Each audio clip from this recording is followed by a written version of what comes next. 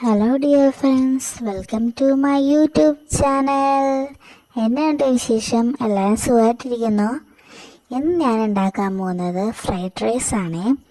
നമ്മൾ പിള്ളേർക്ക് കൊടുക്കാൻ പറ്റിയതാണ്, വെജിറ്റബിൾ കഴിക്കാത്ത പിള്ളേർക്ക് കൊടുക്കാൻ പറ്റിയതാണ്. ഈ ടൊമാറ്റോ സോസും സോയാ സോസും ഇടാത്ത ഒരു ഫ്രൈഡ് റൈസ് ആണ്. ആദ്യം ഞാൻ ചട്ടി വെച്ചു, അതിലോട്ട് നെയ്യ് ഒഴിച്ചു. നെയ്യിൻ്റെ കൂട്ടത്തിൽ തന്നെ ഞാൻ ഇച്ചിരി വെളിച്ചെണ്ണ ഒഴിച്ചിട്ടുണ്ട്. നമ്മുടെ ഇഷ്ടം പോലെ നമുക്ക് ചെയ്യാം. നെയ്യ് വേണമെങ്കിൽ നെയ്യ് ഒഴിക്കാം, മറ്റേ ഡാൽഡ വേണമെങ്കിൽ ഡാൽഡ ഒഴിക്കാം, വെളിച്ചെണ്ണ വേണമെങ്കിൽ വെളിച്ചെണ്ണ ഒഴിക്കാം. അങ്ങനെ നിങ്ങളുടെ ഇഷ്ടം. നമ്മുടെ പിള്ളേർക്കൊക്കെ ഉണ്ടാക്കി കൊടുക്കുമ്പോഴത്തേക്കും നമുക്കതായത് നെയ്യ് ഇച്ചിരി കൂടി നല്ലതെന്ന് എനിക്ക് തോന്നുന്നു. നെയ്യ് ഒഴിച്ചിട്ട് ചൂടായി കഴിഞ്ഞപ്പോഴത്തേക്ക് ഞാൻ അണ്ടിപ്പരിപ്പ് ഇട്ടിട്ടുണ്ട്. അതിൽ അണ്ടിപ്പരിപ്പ് ഇച്ചിരി മൂക്കണം. അതിൻ്റെ കൂട്ടത്തിൽ തന്നെ നെയ്യ് ഇട്ടിട്ട് നമ്മുടെ വെളുത്തുള്ളി ഇട്ടിട്ടുണ്ട്. വെളുത്തുള്ളിയുടെ കാര്യം ഞാൻ മറന്നുപോയി, വീഡിയോ എടുക്കാൻ ഞാൻ മറന്നുപോയി. നല്ലപോലെ മൂപ്പിച്ചെടുക്കണം. ഇച്ചിരി അധികം മൂത്ത് പോയിട്ടുണ്ട്. അതെന്തോ ഒരു കാര്യത്തിന് വേണ്ടി പോയപ്പോഴത്തേക്കുമാണ് അത്രയും മൂത്ത് പോയത്. അങ്ങനെ അത് ഇച്ചിരി വെന്ത് നമ്മൾ ഇച്ചിരി ബ്രൗൺ കളറൊക്കെ അയക്കുമ്പോഴത്തേക്ക് നമുക്ക് അതിലോട്ട് ക്യാരറ്റ് ഇടണം. ഈ ക്യാരറ്റ്, ബീൻസ് ഇതിനൊക്കെ ഇച്ചിരി വേവ് ആവശ്യമുള്ള സാധനമാണ്. അതുകൊണ്ട് നമ്മൾ ആദ്യമേ നെയ്യിലിട്ടൊന്ന് വഴറ്റിയെടുക്കണം. ഇപ്പോൾ ബീൻസ് ആണെങ്കിലും അങ്ങനെയാണ്.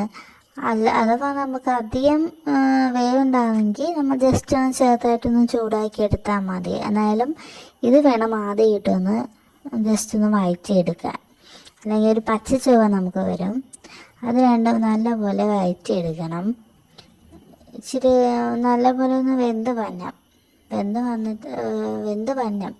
അത് കഴിഞ്ഞിട്ട് നമ്മൾ അതിലോട്ട് ഇച്ചിരി ഉപ്പിട്ട്, ഇതിൽ ക്യാരറ്റിലും ബീൻസിലും ഉപ്പ് പിടിക്കാൻ വേണ്ടിയാണ്. അല്ലെങ്കിൽ മസാല നമ്മൾ ഉപ്പിട്ട് കറക്റ്റ് ചെയ്ത് വരുമ്പോഴത്തേക്കും ചോറിലും മാത്രമേ ഉപ്പുണ്ടാവുള്ളൂ, വെജിറ്റബിൾസിനൊന്നും ഉപ്പുണ്ടാവില്ല. അതുകൊണ്ടാണ് ഞാനിപ്പോൾ ഉപ്പിട്ടിട്ട് വഴറ്റിയെടുക്കുന്നത്. അത് കുറച്ച് നേരം നല്ലപോലെ ഒന്ന് വെന്ത് വന്ന വരെ നമുക്കൊന്ന് വഴറ്റിയെടുക്കണം. വഴറ്റിയെടുത്ത് കഴിയുമ്പോഴത്തേക്കും നമ്മൾ അടുത്തതായിട്ട് ക്യാബേജ് ഇടണം. ക്യാപ്സിക്കം ഇത് രണ്ടും അധികം വേവരുത്. എനിക്കിഷ്ടമില്ല ഇത് രണ്ടും അധികം വേവിക്കുന്നത്.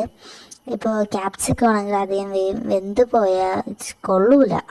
നമുക്ക് ക്യാപ്സിക്കമൊക്കെ ഒന്ന് കടിക്കണം ഈ ഫ്രൈഡ് റൈസിൽ. അങ്ങനെ ക്യാബേജ് ഇട്ടു. ക്യാബേജ് ഒന്ന് മൊത്തത്തിലൊന്ന് യോജിപ്പിച്ചെടുത്ത് ഞാൻ അതിൽ.